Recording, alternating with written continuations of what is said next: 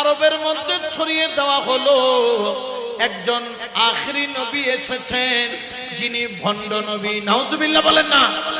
আমার নবীকে ভণ্ড বলা হলো। আমার নবীর শানে চারিদিকে ছড়িয়ে দেওয়া হলো নবী বড় জাদুকর, নবী বড় জাদুকর। নাউজুবিল্লাহ বলে না। আমার নবী কি জাদুকর নাকি রহমাতুল লিল? আরো জোরে বলেন না রহমাতুল লিল। নবী চাইতে বড় কোন রহমত জমিনের বুকে আল্লাহ পয়দা করেন নাই। সুবহানাল্লাহ বলেন। ওরে আরবের বুকে ছড়ায়া দিল, কেউ নবীর সাথে কথা বলবা না, কেউ নবীর সাথে দেখা করবা না। নবী যেই রাস্তা দিয়া হাঁটে তোমরা সেই রাস্তা দিয়া হাঁটবা না। কেউ নবীর সাথে কোন ধরনের মুসাফা করবা না, কোলাকুলি করবা না। বললেন কেন? বলে তার কাছে জাদু আছে, জাদু আছে। কারণ তার সাথে যে কথা বলে সেই মুসলমান হয়ে যায়, সে মুসলমান হয়ে যায়। আরবের মধ্যে একজন ইহুদি ছিল, বাবা ছিল অন্ধ, পরিবারের মধ্যে অচল অবস্থায় ছিল। চারিদিক দিয়ে খবর এলো এই গলি দিয়া রহমাতুল লিল আলামিন আসতেছে। সুবহানাল্লাহ বলেন না। নবী এই গলি দিয়ে আসে। এই যখন খবর ছড়িয়ে পড়লো ইহুদিদের মধ্যে, ইহুদি পাড়ার মধ্যে হইচই বেজে গেল। অন্ধ ইহুদি তাড়াতাড়ি ছেলে মেয়েকে ডাক দেওয়া আরম্ভ করলো। ও আমার মেয়ে, ও আমার ছেলে, ও আমার পরিবার, তোমরা তাড়াতাড়ি ঘরের মধ্যে চলে যাও, কারণ জাদুকর নবী আসতেছে, জাদুকর নবী আসতেছে। নাউজুবিল্লাহ বলেন না। আমার কামড়িওয়ালা নবী যখন ইহুদিদের বাড়ির সামনে দিয়ে হেঁটে যায়, ইহুদিদের মধ্যে হালচাল মেচে গেল, ইহুদিদের মধ্যে চিৎকার শুরু হয়ে গেল, জাদুকর নবী আমাদের পাড়া দিয়ে যায়। পুরা রাস্তা খালি হয়ে গেল। ওই অন্ধ ইহুদি ঘরের মধ্যে ঢুকে ঘরের সিটকিনি মেরে দিল। কিন্তু ইহুদির একজন যুবতী মেয়ে ছিল, সে বলল, কেমন জাদুকর নবী আমি একবারের জন্য দেখতে চাই। তাড়াতাড়ি দেরি করলো না, ঘরের ছাদের উপর উঠে আড়াল থেকে দেখা আরম্ভ করলো, দেখা আরম্ভ করলো। সুবহানাল্লাহ বলেন না। আচ্ছা, আমার নবীকে দেখে কেউ চোখ ফিরাইতে পারে? গৌসুল আজম মাইজভান্ডারের আওলাদ দেখলে চোখ ফিরাইতে পারি না। আর যদি গৌসুল আজম মাইজভান্ডারি কেবলায়ে আলম, উনি তো আওলাদের রাসূল, ওনাদের চেহারা যদি এত সুন্দর হয়, দয়াল নবী কত সুন্দর ছিলেন। সুবহানাল্লাহ। এই জন্য তো দরবারিরাও বলে, দেখলে ছবি পাগল হবি, ঘরে রইতে পারবি না, দেখলে ছবি পাগল হবি, ঘরে রইতে পারবি না। হাইরে 18 হাত যারো আলো, 18 হাত যারো আলো, আমার হযরত কেবলা মাওলানা, আমার রেহমান বাবা মাওলানা, আমার মৌলা হাসান মাওলানা, আমার দয়াল নবী মাওলানা, দেখলে ছবি পাগল হবি, ঘরে রইতে পারবি না, দেখলে ছবি পাগল হবি। সালাতুন ইয়া রাসূলুল্লাহ আলাইকুম, মোহব্বতে পড়েন সালাতুন ইয়া।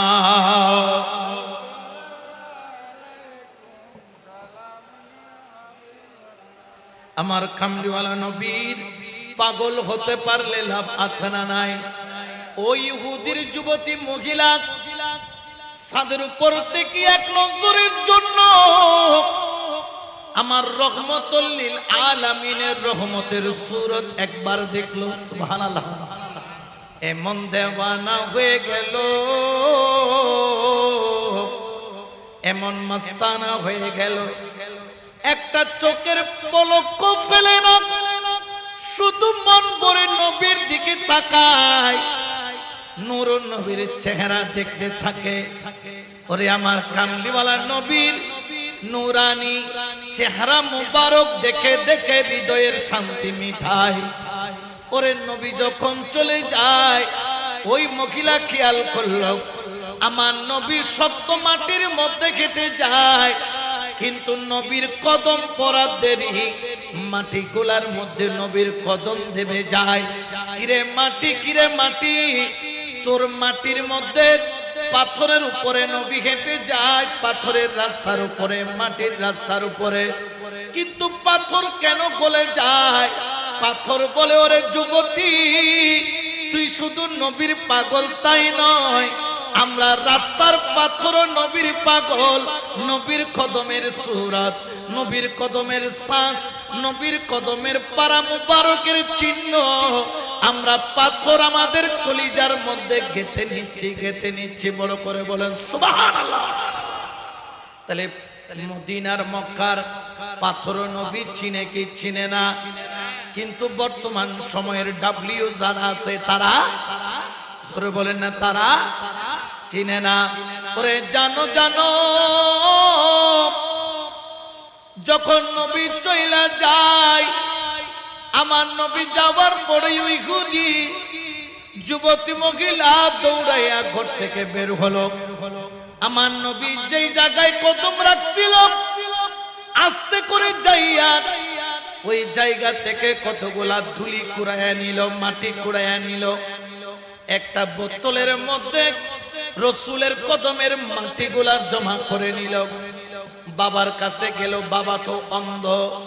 বাবার কাছে যাইয়া বলে, বাবা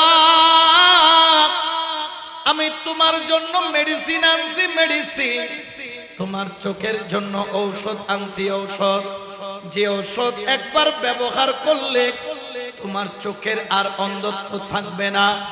ওই ইহুদি বৃদ্ধ বলল, ও আমার কলিজার টুকরা মেয়ে, আমি জন্ম থেকে অন্ধ, পৃথিবীর কোন ঔষধ আমার জন্মান্ধ ভালো করার মতো ক্ষমতা নাই।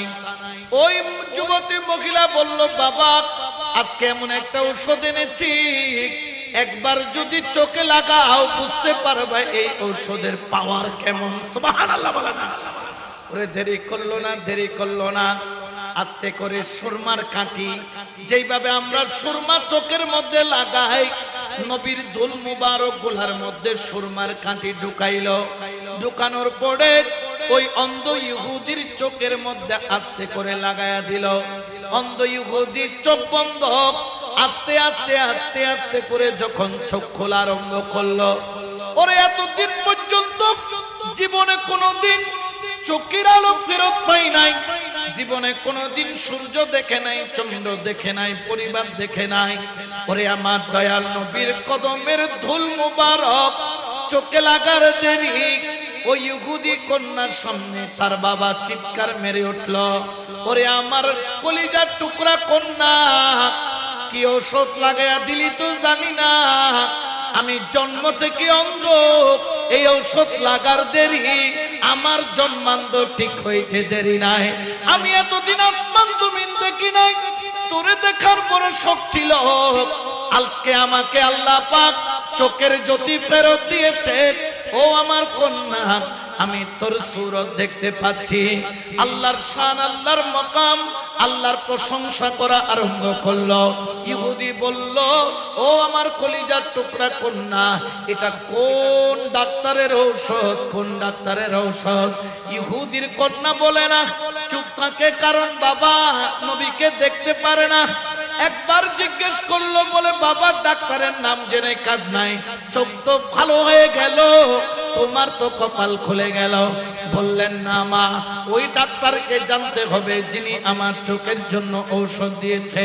ওই কন্যা একবার, দুইবার, তিনবারের মাথায় বলল, বাবা এই ডাক্তার কোন পৃথিবীর কোর্স নেওয়া ডাক্তার নয়, এই ডাক্তার হলো আল্লাহর পয়গম্বর,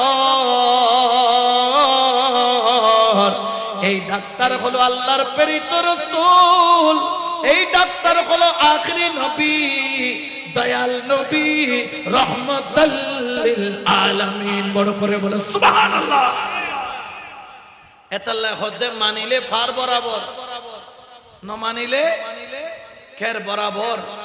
আমার নবীর কদমে দুলা লাগার দেরি, অন্ধ চোখ ভালো হইতে দেরি নাই। ওই ইহুদি সহ্য করতে পারলো না, এখনো নবীর বুক, নবীর ঘৃণ অন্তরের মধ্যে পালন করতেছে। ইহুদি বলল, নবীর কদমের ধুলি লাগাই আমার চোখ ভালো করেছে, আমি ওই চোখ রাখবো না যেই চোখের মধ্যে নবীর কদমের ধুলি পড়ে। অর্থাৎ সে এখনো নবীকে মেনে নিতে পারে নাই। তাড়াতাড়ি গেল ঘরের মধ্যে দুইটা লোহা লাল লাল করে লাল করে ফেললো আগুনের মধ্যে। 1 ঘন্টা যাবত আগুনের মধ্যে জ্বালাইয়া যখন এই লোহার শিক দুইটা লাল কইরা আবার চোখ দুইটারে অন্ধ করে ফেলার জন্য যখন চোখের মধ্যে লাগাইলো, ওরে আমার দয়াল নবীর কদমের ধুলির এত পাওয়ার, লোহার লাল লাল রড দুইটা সাথে সাথে ঠান্ডা হয়ে গেল। সুবহানাল্লাহ বলেন না। আমার নবীর কদমের ধুলির এত পাওয়ার। আগে তো চোখ ভালো করছে, এরপরে আগুনের ভিতরে লোহার রড দিছে যাতে চোখ দুইটা আবার ফুটা করে অন্ধ করে ফেলবে। আগুনের রড বলে, ওরে বিয়াক্ষল, এখানে নবীর কদমের দুল আছে, নবীর কদমের দুল লাগার দেরি, আমি রড আর লাল গরম নাই, ঠান্ডা হয়ে গেলাম। কিরে আগুনের রড তুই কেমনে ঠান্ডা হলি?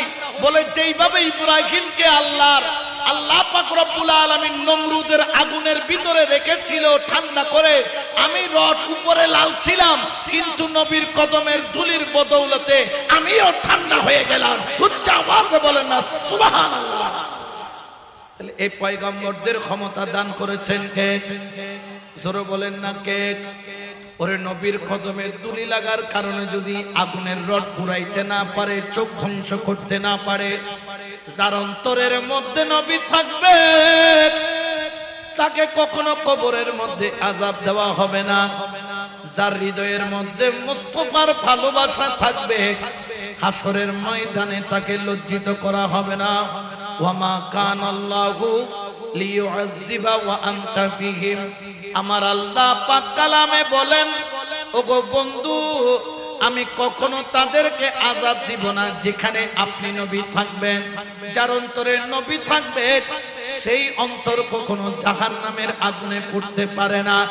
যার হৃদয়ের মধ্যে নবী থাকবে ওই মানুষ কখনো জাহান্নামের মধ্যে ধ্বংস হতে পারে না। ঠিক কি না? তাহলে আমার ভাইয়েরা যারা মিলাদুন নবী সাজাইলো, আমার ভাইয়েরা যারা মিলাদুন নবীর জন্য শরীক হইল, আমার ভাইরা যারা মিলাদুন নবীর জন্য বুদ্ধি পরামর্শ দিল, আমার ভাইরা যারা বৃষ্টির মধ্যে ভিজে ভিজে মিলাদুন নবীর মাহফিলে আসলো, আচ্ছা আল্লাহর কসম করে বলেন, সে কি দুনিয়ার জন্য আসলো না নবীর জন্য আসলো? জোরে বলেন না কার জন্য? তাহলে নবীর এই আশা, নবীর প্রেমের আশার দাম আছে না নাই? আরো জোরে বলেন না আছে না নাই? এই প্রেমের দাম দুনিয়াতেও আছে, আখিরাতেও। আরো জোরে বলেন না আখিরাতেও। এই জন্য মুসলমানদের মধ্যে মুসলমানরা 2 ভাগে ভাগ হয়ে গেল। এক ভাগের নাম হলো হুসাইনি, আরেক ভাগের নাম হলো ইয়েজিদি। হুসাইনিদের অন্তরের মধ্যে নবীর প্রেম আছে, হুসাইনিদের অন্তরের মধ্যে আওলাদের রাসূলের প্রেম আছে, কিন্তু ইয়েজিদিদের তখনও অন্তরে আওলাদের রাসূলের ভালোবাসা ছিল না, নবীরও ভালোবাসা ছিল না। ঠিক কি না? আরো জোরে বলেন না ঠিক কি না? তাহলে আমরা নবীর গোলাম হতে পেরে, মাহফিলে আসতে পেরে খুশিরা বেজার। দেখি কারা কারা খুশি, 2 হাত তুলে দেখায়। মাশাআল্লাহ, আল্লাহ কবুল করুক, আমিন বলেন। আরো জোরে বলেন আমিন। আল্লাহ সকলকে মদিনা ওয়ালার জিয়ারত নসিব করুক, বলেন আমিন। মদিনা ওয়ালার দেশত আশিকে যখন হল জাগানো মদিনাতে রাখি আয়ে তো সায়। আমরা চাই কি চাই না? মদিনায় যেতে চাই কি চাই না?